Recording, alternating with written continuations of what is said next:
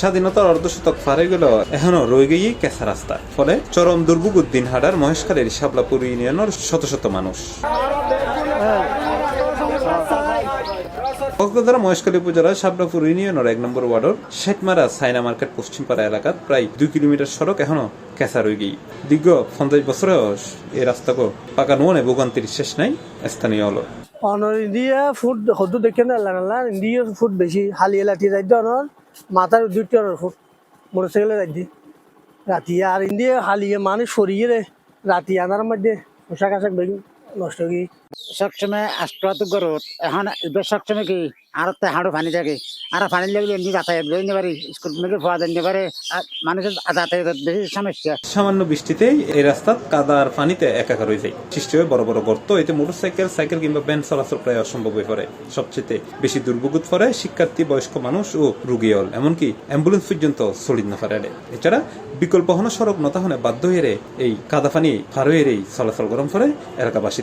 গরু চল নিতে বেশি কষ্ট হয়, আর গরু চল এখন পানি সাজিয়ে বেশি কষ্ট পারি, বাচ্চাকে বাঁধিলে বেশি ভালো হবে। যার কারণ দীর্ঘদিন ধরে সরকার যায় আসে, রাস্তাটা হচ্ছে না, কিন্তু 400-500 পরিবার যাতায়াত করে এখানে ওই ফানুর বরজে যায়, ছেলে মেয়ে স্কুলে যায়। কিন্তু বর্ষাকালে এখানে এটা একটা হলো রাস্তা, এখানে কোমর পর্যন্ত পানি হয়ে যায়। বৃষ্টি হলে ঘর থেকে বাড়ি থেকে একসাথে আসতে পারি না। আমরা সরকারকে আবেদন করবো দ্রুত রাস্তাটা ঠিক করে দেয়।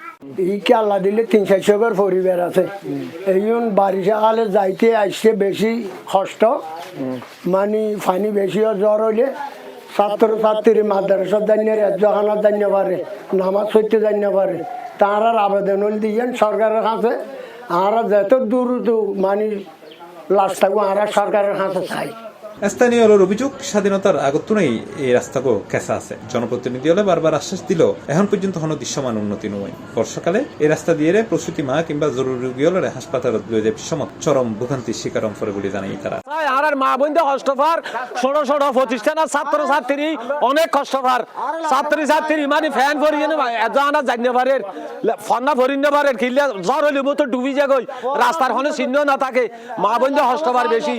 এই জন্য আর সরকার আবার অনুরোধ করে দেয় রাস্তাকে আর চাই, আর দূরিত অনুরোধ করে দে মানে রাস্তা বললাই, কিন্তু আর ছোট ছোট বাইশ হলে বেশি কষ্টপার।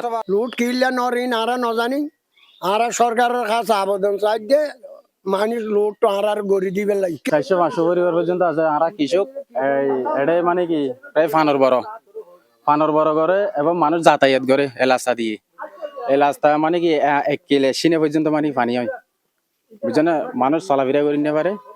দূরত্ব মানে কি আমরা সরকার আছে মানে আবেদন করি। মানে এইসব বিষয়ে জানতে চাইলে মহেশখালী উপজেলা নির্বাহী কর্মকর্তা ইমরান মাহমুদ ডালিম হই, স্থানীয় জনপ্রতিনিধি ও উপজেলা প্রকৌশলী ফোয়ারা ইতিমধ্যে হতই এলাকার মানুষ দীর্ঘদিনের স্বপ্ন পূরণ এবং দুর্ভোগ দুর্গত দ্রুত আগামী জুলাই ও আগস্ট অর্থ বছর বরাদ্দ দিয়ে এই ব্যাপারে ব্যবস্থা লইবে বলে জানাই তিনি। আপনারা জানেন যে এই অর্থ বছর প্রায় শেষের দিকে, আমরা সামনের অর্থ বছরে প্রবেশ করতে চলেছে এবং সামনের অর্থ বছরে আমাদের বেশ কিছু বরাদ্দ সরাসরি সরকার প্রদান করবেন। আমরা ইতিমধ্যে মহেশখালী উপজেলার বিভিন্ন ইউনিয়নে প্রায়োরিটি বেসিসে বিভিন্ন প্রকল্পগুলি আইডেন্টিফাই করার কার্যক্রম শুরু করেছি। আশা করি যে আমরা বরাদ্দ পেলেই খুব দ্রুতই এই সমস্ত সংস্থার কার্যক্রমে আমরা অগ্রসর হতে পারব। C plus TV, Chittagong.